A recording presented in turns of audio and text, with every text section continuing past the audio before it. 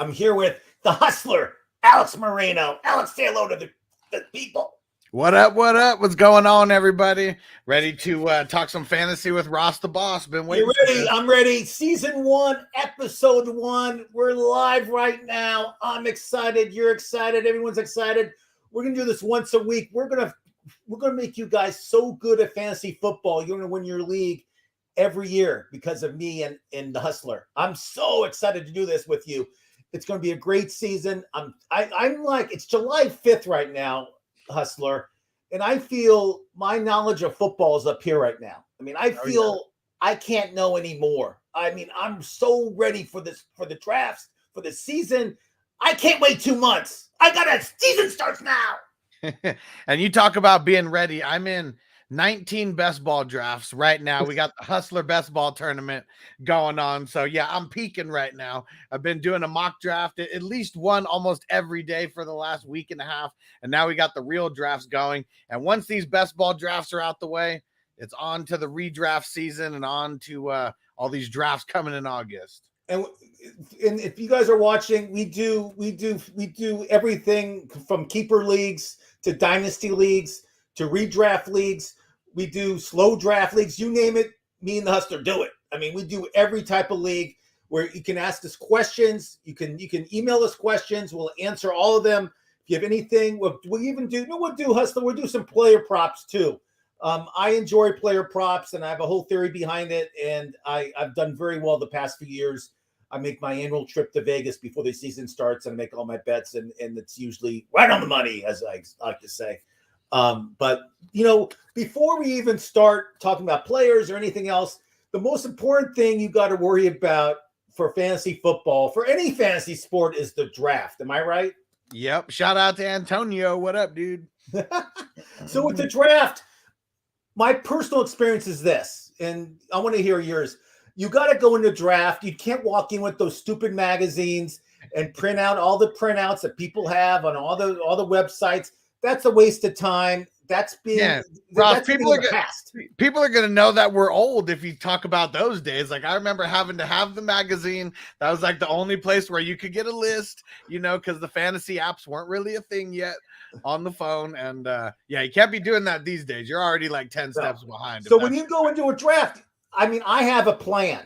I mean, and basically you want to pick the best player available. You don't want to pick a running back because there's a run on running backs. Am I correct? Well, I guess it depends.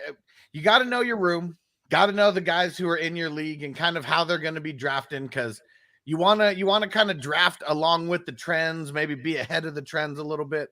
But yeah, you got to draft best player available. That's what it's all about. Got to know your settings so you know who the best players are. Exactly. You got to know the settings. You got to know what yardage is worth something. Is rushing yards worth a lot? Is receiving yards worth more? You got to know the settings, like you just said.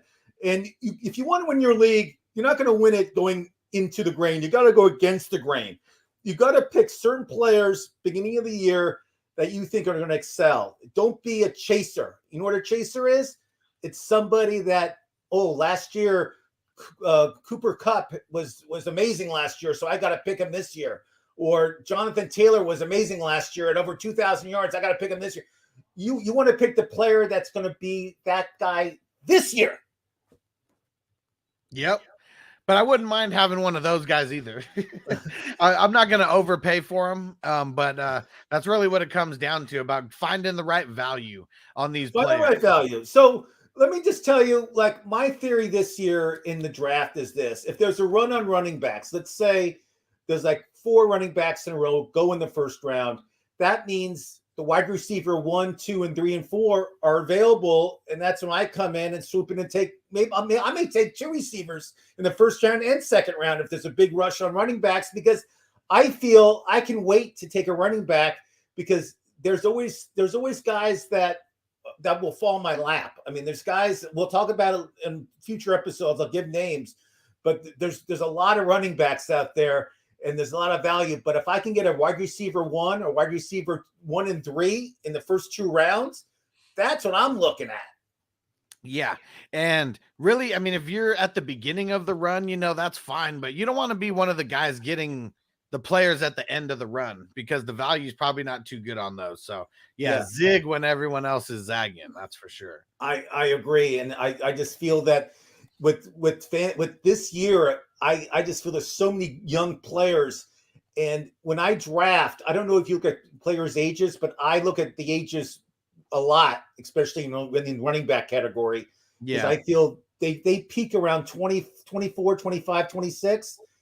Derrick Henry's turning 29 in August.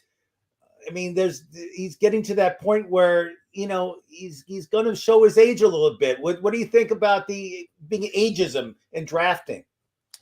I mean, it is a thing, especially at running backs. I mean, you start getting 25, 26, that's usually when the decline comes. I mean, you got to look at the whole body of work. I mean, with Derrick Henry specifically, the first 2 years that he's in the league, he's a backup. So he's not really he's not the workhorse there. Did take him a little bit, to break down. Foot injury, though. I mean, it's something that I think he could come back from. I mean, last year's playoffs was just too early, but now at least it's baked into the price, that you have to pay for him, because I mean, he's going as like a unanimous top 3 guy last year. Yeah. Now he's somewhere in the, lower half of the top 10. I mean, really, or mid top 10, just kind of depends on your league. Well, let's talk about what I want to do every week is we want to do our top 12. Okay. And you could, this week I'll do my top 12, and you can agree, disagree, and then next week you can do your top 12. Okay. And I'll agree with yours. So this is my top 12, starting of the season of drafting. There haven't been any preseason games, so I can't really. Only thing I can look at is how their offensive line has improvements teams made, far so, and also age, like I mentioned, ageism also. So I think that if I'll start at number 1. Jonathan Taylor, to me, JT is the number 1 pick this year in fantasy football. Do you agree? Yeah, I'm on that train. So I agree. Listen, and hold on. Sorry, I agree. Assuming that it's a single QB league, not a super flex league. Okay, yeah.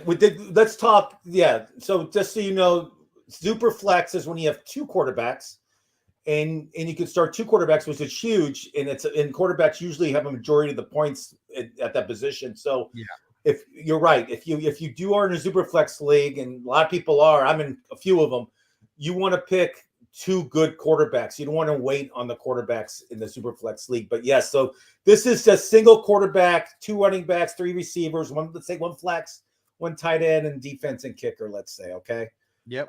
So my number 2, I got to go with this guy. He got the triple crown in wide receiver, Cooper Kupp. That's my number 2. I just feel I don't like to be one of these chasers, but I don't know what else to say. I just feel he'll miss some receptions. They signed Allen Robinson over the offseason. He used to be with the Bears, and he's really good. I mean, he just had a bad season. He got hurt, and they signed him for good money, and they got rid of Robert Woods, the Rams. And I feel that Kupp could miss some receptions, but he should be. He'll be up there, and I don't think it's a bad pick to take him too. Number 3, you're not going to agree with me, so I'm going to say it. But Najee Harris of the Pittsburgh Steelers, I'm taking 3 because I got to go against the grain. I got to take a running back who's going to get a majority of the carries, and this guy's a workhorse. This guy gets 75% of the carries in Pittsburgh, and he caught over 90 passes last season too, which isn't bad for a running back. It's really good. So this guy can catch, and he doesn't have Roethlisberger behind him anymore, which I think is a plus. And their offensive line got a lot better over the offseason. So I took Najee Harris, number 3. What's your thoughts? I have him number 2, so I have him even higher than you have. I like that. Yeah, so we're on the same page. So my next guy, I'm a Bengal fan. I know you're a Raider fan. The Hustlers in Vegas. I'm not a Raider. I'm not a Raider fan because I'm in Vegas. I just moved here. Oh, okay. Well, you're no ties. I've got no ties to any teams after the Chargers left San Diego. So screw them. So it's all fantasy football. I took Chase as my number 4 pick if I was drafting, just because of his age. I think the Bengals will actually have a better season this year offensively because their offensive line improved 1,000%. And I took Chase as my number 4. Thoughts? I have him inside the top 10, but he wouldn't be that high. And then 5, I have Austin Eckler of the Chargers.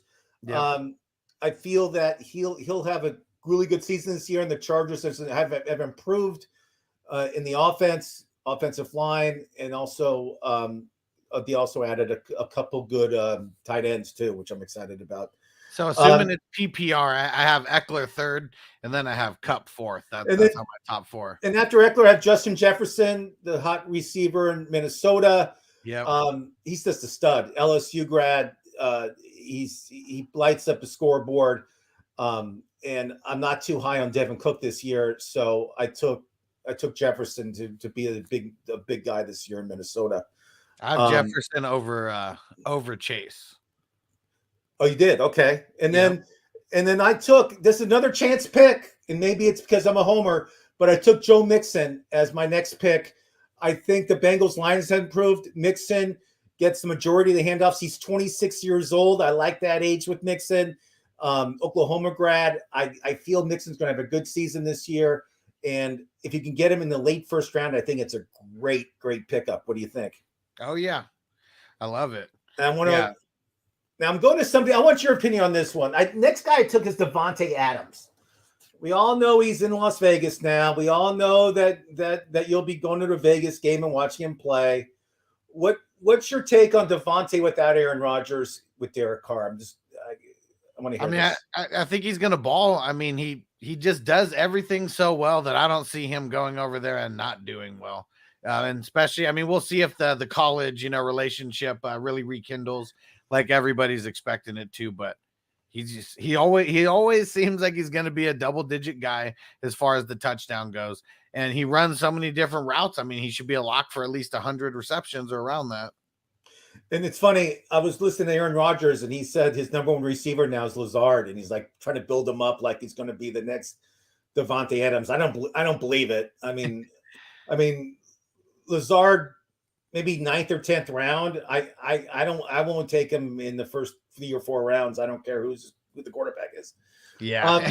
And shout out to Kevin giving us a shout out and said, feed Zeke. Next guy is DeAndre Swift of the Lions. You're saying, Ross, why are you taking a Lion? The Lions have improved a lot. They're not going to be like a joke team this year. They're going to be competing. They lost a lot of close games last season. DeAndre Swift can catch. He can run the ball.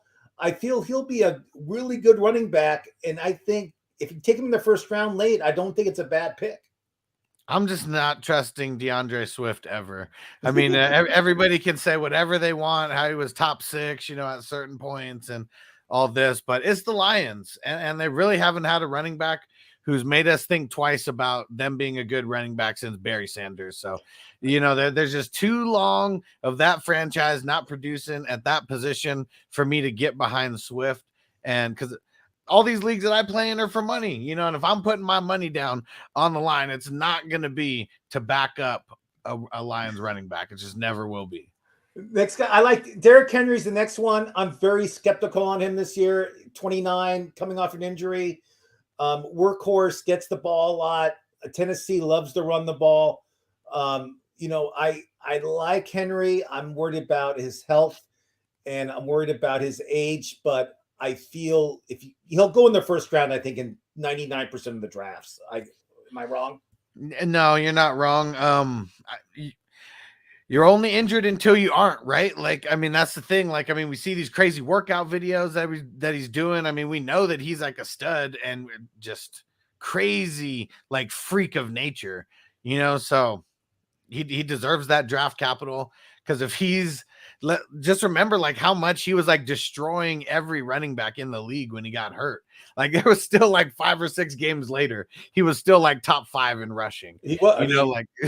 And he really has to get rid of that hair. The hair coming out of his helmet. It looks like a tail. I mean, it's horrible. Hustler, it's horrible. It does. It looks like a dinosaur tail or something. The smell too. It just looks like it just reeks. I mean, because to get that hair like that, you can't wash it.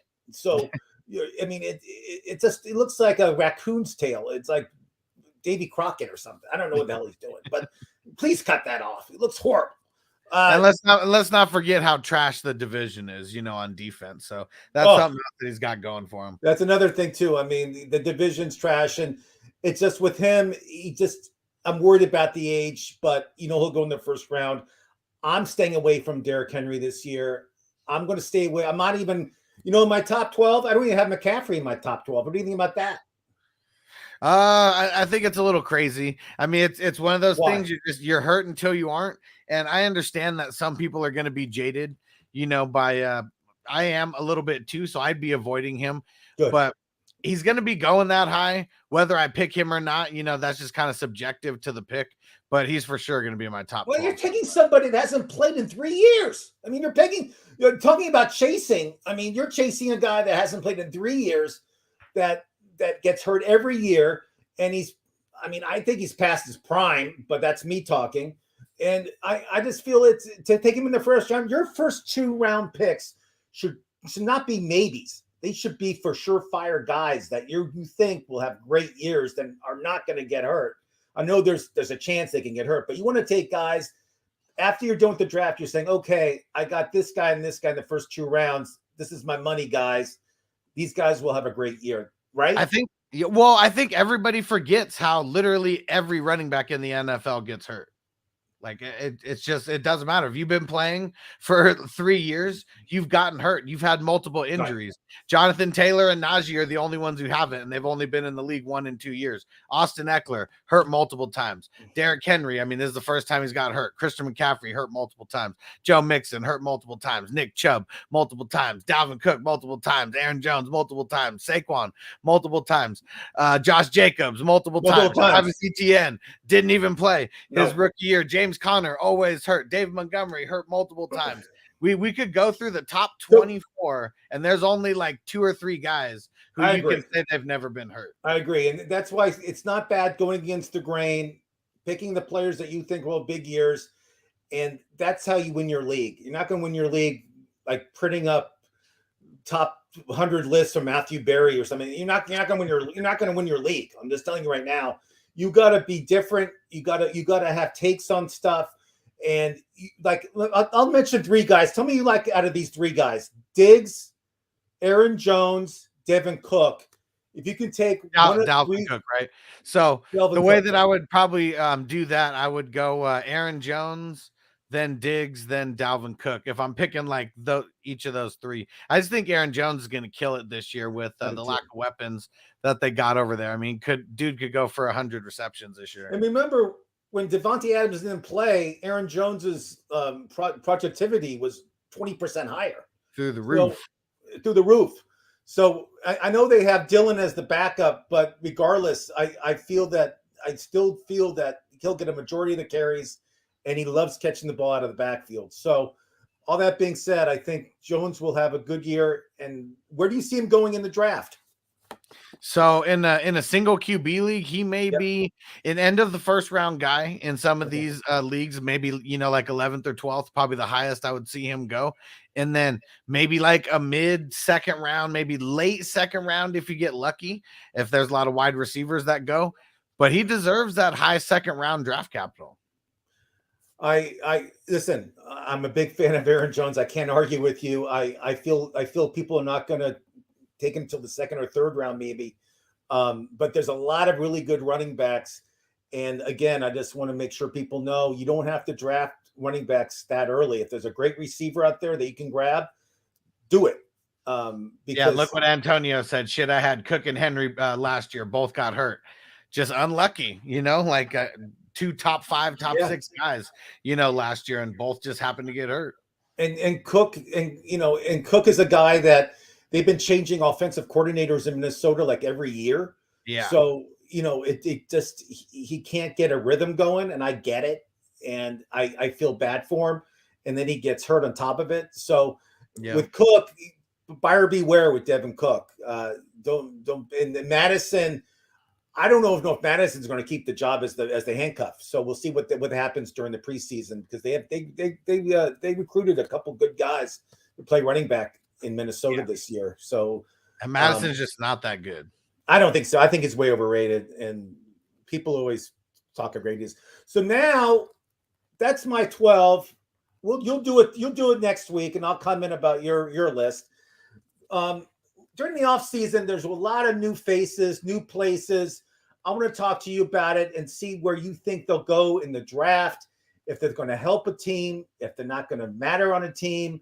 So, I mean, I want to hear what you think, because like a guy like, I'll mention it, Russell Gage of Tampa. Antonio Brown's not there anymore, right? He left town. And then you got Godwin, who's hurt. You got Evans, who's no one talks about, but this guy every season, 1,000 yards, 12 touchdowns every season since he started. Yeah. We're out of A&M. And so it's like, so a guy like Russell Gage, Atlanta Falcon, now he's playing with Brady. What's your take on Russell Gage this year? So right now, I mean, he's someone who I'm not really jumping for. I don't think I have him on any teams that I currently have, any dynasties or anything. But for redraft, I mean, he's probably going somewhere in the early like double-digit rounds, because he's kind of forgotten until Chris Godwin gets ruled that he's on the pup or something. Like if Chris Godwin starts on the pup, once that becomes news, then his draft position is going to rise for sure. But as of right now, while it's still an unknown, he's still like a double-digit, guy as far as being drafted. So let's stay in Florida. Let's talk about Tyreek Hill, the Kansas City Chief, who's I think the fastest guy in the NFL. Like he says he is, so I got to believe him.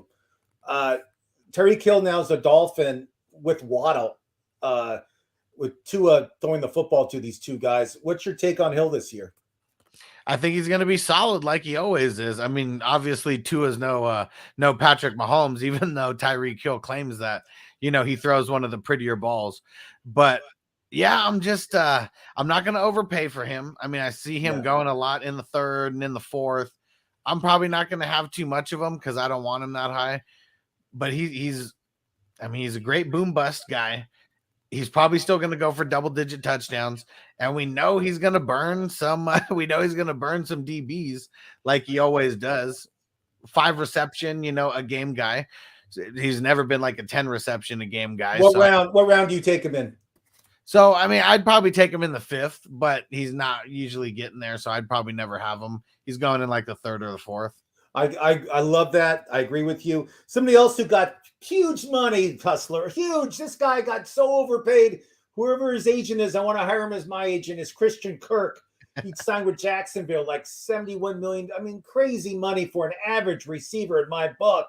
But he is now a Jacksonville Jaguar, and Trevor Lawrence will just get better and better every year. Then they got a new coach there. They got Peterson, who, again, if you have Peterson as your coach and you draft a running back in Jacksonville, he's a guy that destroys running backs. So yeah. I'm not a big fan of his when it comes to running backs, because he finds a way to just destroy any hope you have for running back on Jacksonville. He'll destroy it. He's a destroyer. So that being said, what's your thoughts on Christian Kirk? Do you think he'll be their number one receiver, or do you think it'd be more? Who do you think is going to get that job? I mean, he's probably going to be the number one receiver just because of a lot of lack of options over there. I mean, I know they got Marvin Jones, who's like the more of a veteran, but yeah, Christian Kirk athletically is probably just going to be that guy. Not super high on him. I mean, he's more of like a wide receiver 3, agree. So a double digit, type of double digit round draft guy, someone who I'm not like targeting, that much. And I'd be okay with if he ends up over outproducing his ADP. I'll be fine if I missed out on. So I'm mentioning names that are like in the middle. I don't want to mention like Devontae Adams and Carson Wentz. It's a waste of time. We all know where those guys are. Another guy that I think's under the radar, New Orleans signed him for pretty good money, is Jarvis Landry. Yeah, I feel he's going to be like their third down receiver. I feel that I just feel Winston's going to have a good rapport with him. And he's a guy that doesn't drop many passes. What do you think him going to New Orleans and taking over Michael Thomas's spot there? He should be real solid. I mean, and I don't know if he's taking over Michael Thomas's spot, because Michael Thomas could be coming back. He is coming back. I just said that to get a rise out of you. That's all. But yeah, he's gonna be a solid like wide receiver 2, wide receiver 3, like more of a flex guy. I mean, the thing that makes me a little bit nervous about the Saints and Jameis Winston is they don't really throw it a lot with him. I mean, they're trying to keep him under 20 passes a game. So the way that he plays and not being like a touchdown guy, he's probably just someone that I'm going to be avoiding. I agree 100%. I wanted to hear your take. Somebody else that I brought up his name a little bit before the show is Allen Robinson of the Rams. Yeah. He had a horrible season last year. He was hurt, and he had Fields throwing the ball. It was not good. And I thank God I didn't pick him up in any of my leagues. I didn't get any. The Bears to me are the worst team in the NFL. That's my take. I Yeah. don't know what you think about the Chicago Bears, but I just think they're a bad team. But Allen Robinson with the Rams, having Coop on one side, Robinson the other, Woods is gone. And Beckham is gone. What's your take on Allen Robinson this year? I love him, especially where he's going for fantasy. I mean, dude's an amazing route runner. He's never really had a quarterback. I mean, he made Blake Bortles like whatever Blake Bortles is, at the end of the day. Now he's going over there with Stafford. You got Cup on the other side, so you're never going to be facing, the number one coverage. It's going to be awesome. I mean, where he's going, anywhere from like the 7th round to the 9th round in a lot of these drafts. I mean, it's just great value. Yeah, I mean, and what we're doing here, I just want to let everybody know, is we're not gonna we're gonna go through every position throughout the summer. So don't feel this is the only time we're talking about players. I just wanted to talk some of the new faces, new places. We'll talk about rookies, but these are some of the players that have moved during the season, and and I just wanted to get your take on it and see what you think. Another name that's in the news. They haven't made a decision yet where he's going, but I want to know where you think you should draft him is Deshaun Watson. So right now I'm just not drafting him. I just don't want to mess with it. We're gonna find out more pretty soon. But until then, I mean, if I have a real league that I'm starting right now, I'm just not gonna draft him at all. So you won't take a chance. Not this year. I did last year, and I just ended up not being worth it. So I mean, it's just the range of outcomes is just it's too great for me for wherever you'd have to get them. I agree. And then we got Russell Wilson going to Denver. I mean, what's your take on Russell Wilson? He doesn't have his big receiver there anymore. Obviously, they have Sutton and they have Jury there, and I'm curious to see what you think him going to Denver. What kind of year he'll have. I mean, I think he's going to have another big year. He's got weapons over there. There's probably one of the best offensive lines that he's ever been behind. The run game, super solid over there, way more solid than it has been in Seattle the last couple years. Defense, I mean, it's back to the defense that he liked playing for, in early Seattle days. So I just see him taking a step forward from where we saw last year, because last year when he hurt his hand, I mean, he was kind of screwed. The rest of the season was kind of just off the rest of the season. But I think it's going to be a big time year for Wilson. He should be drafted. I mean, in these single QB leagues, I mean, I don't know where he would be drafted, maybe 7th, 8th round. I don't play in too many single QB leagues, but he should be drafted as a top 10 QB. So let me ask you a question for the people out there. When you're drafting in a single, let's say 12 team, one quarterback per team, starting each game, where do you take your quarterback? Like, where would you take Mahomes? Well, if you're going to take Mahomes, you got to get him maybe in the 3rd to the 5th round. But if I'm in a single QB league, what's the point of taking a QB early? Like, wait until like the 10th round, get Tom Brady. Dude threw for 5,000 yards last year and 43 touchdowns. Just like wait on a quarterback. There's literally no point to jump on a quarterback in a single QB league. Hustler, I agree 1,000%. I mean, people take quarterbacks way too early. As much as I love Joe Burrow, I'm not going to take him in the 3rd or 4th round. It's stupidity. I mean, you can take guys that are going to get similar stats in like you said, the 10th, 11th round. And it's the same thing. I mean, you know what I mean? That's why I personally don't really like playing in single QB leagues, because it devalues the quarterback so much. I like playing in the super flex leagues where the QB is the most important position. And for those who are into like real football, quarterback's the most important position also. So we get a comment. Party Marty, he's the hockey expert in Canada. Nice. He's going to skip on Tom Brady, and every year people say, okay, Tom Brady's hitting is, this is it. He's too old. He can't play anymore. And every year, what happens? Tell me what happens. Hustler. Well, I mean, last year he led the league in passing yards, in passing touchdowns, in passing attempts. So I don't know if you've heard, but avocados, that's like the secret to his life being extended, these secret like avocados. So as long as avocados still exist, I'm not betting against Tom Brady. I I admit you don't bet against him in any sport. If it's golf, if it's anything, you don't do that at all. So we had a great off season. A lot of players moved, changed teams. What teams do you think have improved the most, and what teams do you think did not improve at all?